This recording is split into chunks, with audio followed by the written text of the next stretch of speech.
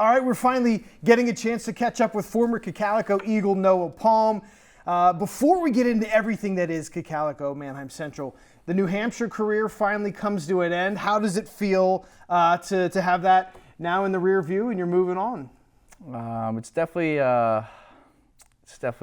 more relaxing, and I feel healthier in a way. Just getting beat up there, and it just feels good. I was ready to be done.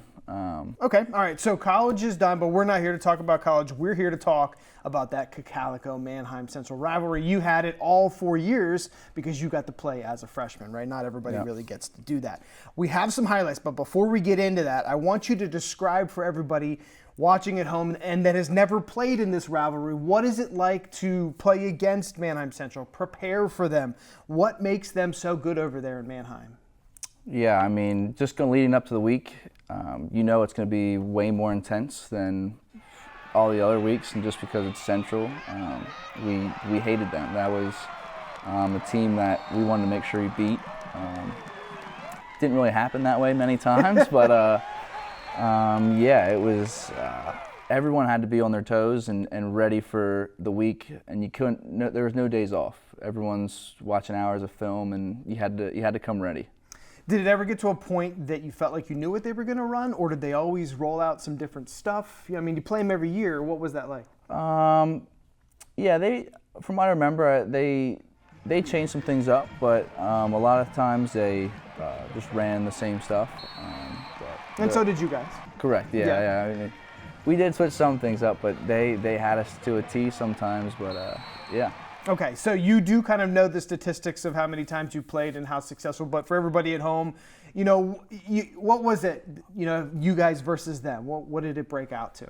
I've only ever beat them once in my high school career, and I think I've played them 6 or 7 times. I think I did the math in just as a backup, and you won that freshman year, right? Yep. And then it was 1-6 versus them, including a couple times in the playoffs. I'm not trying to bring up any bad memories, but we're just trying to kind of, you know, give the details here of what it was for Manheim Central and you guys. All right, freshman year, we just mentioned it, 2016. Yep. We have video of that, and we'll roll that here in a second.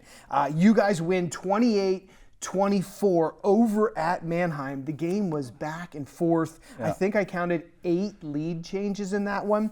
As we roll the video here, what do you remember about playing in this game and winning this game?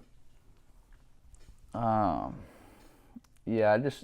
you were on defense, obviously. You weren't leading the offense at this point. Yeah, it was really back and forth, really gritty game that I remember. The biggest thing that I remember was at the end of the game, Owen Zimmerman caught that interception, was kind of sealed it for us. We'll see that here in just a little bit, but yeah, they ran that reverse pass against you guys there. Yeah, I mean, everyone's breaking out with what they had in store, and you want to save that as much as you can to get into that. Get in the end zone. Yeah. Every highlight is going to be them, you guys. You guys it was just back and forth, just running your heads into each other. Oh yeah. And eventually, you guys get that interception. You weren't a leader on the defense, but what do you remember about the defense feeling like you guys had won the game for the team at that point? Oh, I mean, and essentially it all came down to us at the end. But we were all locked in and just really trying to just stick it out there and just take over on the defense. And it was just, we all came together as one, it felt like. Here's it was the play. Just great. Where were you on that play? Were you more towards the middle? I was more towards the middle.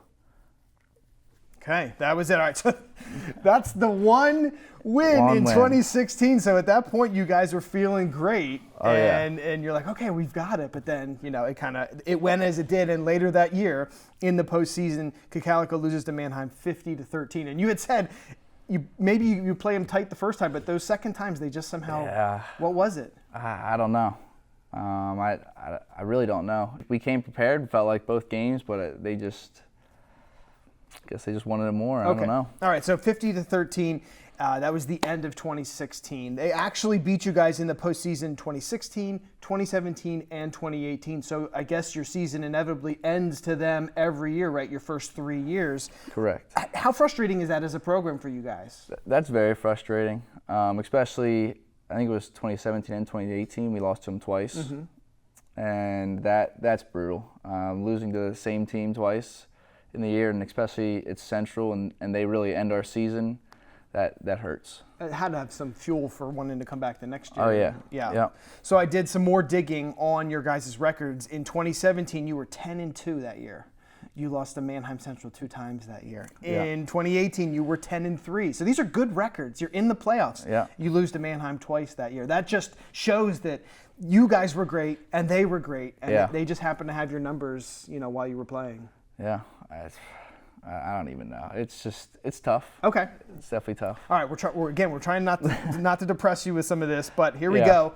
2018, I apologize for this. 2018, we have video of you guys in the District 3 finals. So again, both you guys are having incredible seasons. You get to the finals. It's over at Manheim Township. We aired it live, and they beat you guys 48-14. Here are some of the highlights. Maybe it'll refresh your memory of kind of what happened in that 2018 game. But it was kind of lopsided, the 48-14. What happened in the game that it got so lopsided? And again, you guys were that close to winning another district title. What did that feel like for the outcome to kind of not go your way?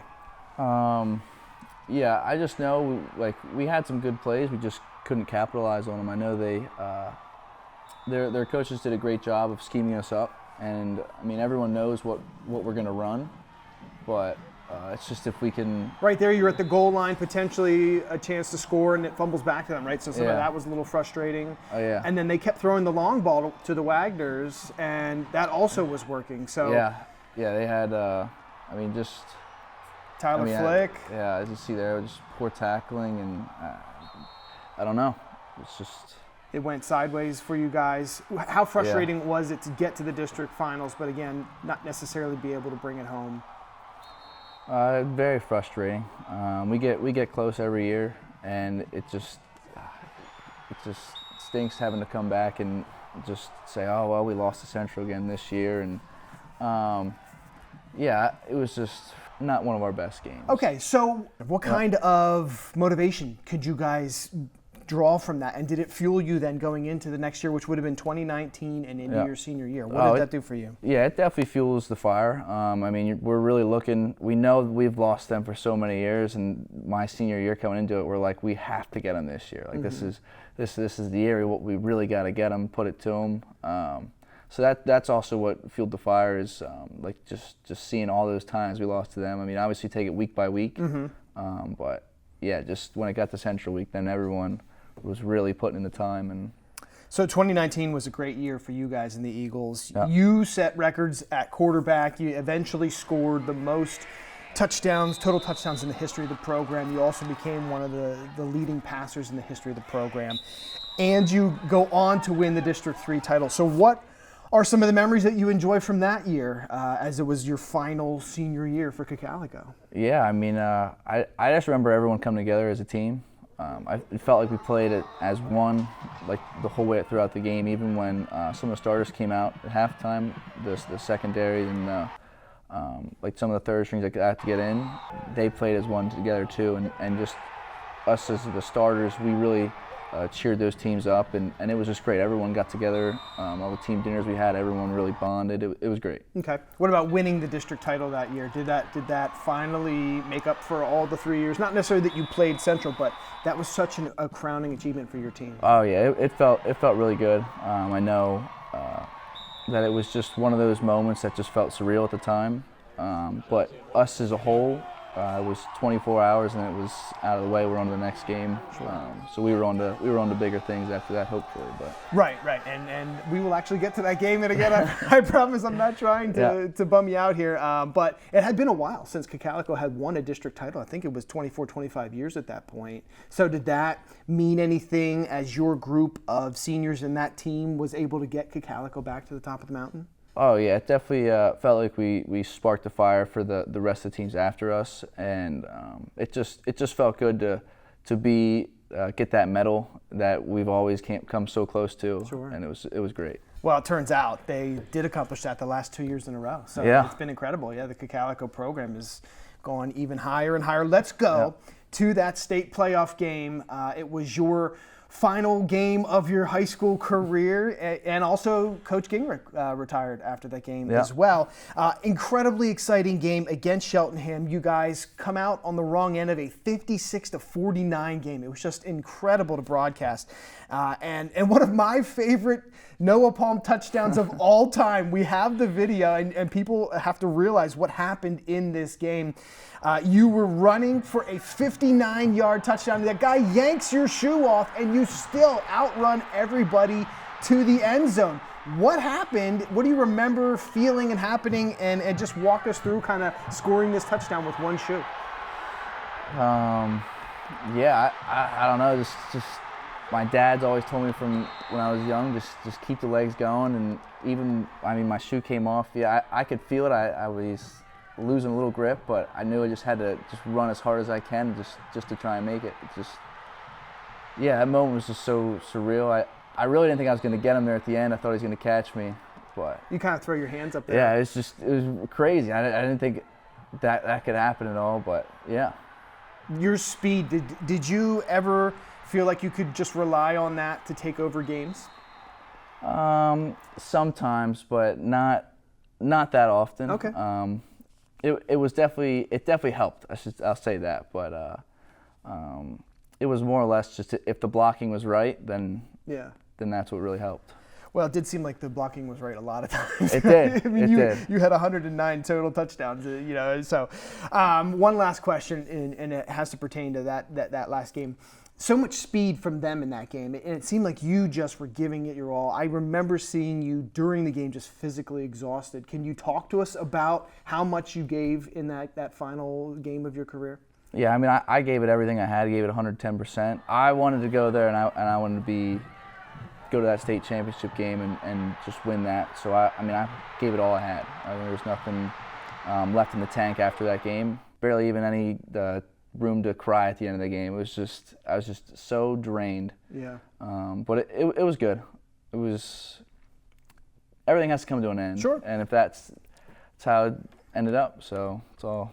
It was an incredible game for everybody to watch, and I just remember being there in person. So yeah. All right. Well, Noah, thanks so much for coming and talking with us. The Manheim Central Cocalico rivalry has been so interesting and amazing over the years. You've been a big part of it, and it is happening this week, and obviously we're excited every time. So thanks for coming on, and good luck with whatever you're choosing to do in the future. Thank you, and thank you for having me. Yeah, we appreciate you coming on. Thank you so much.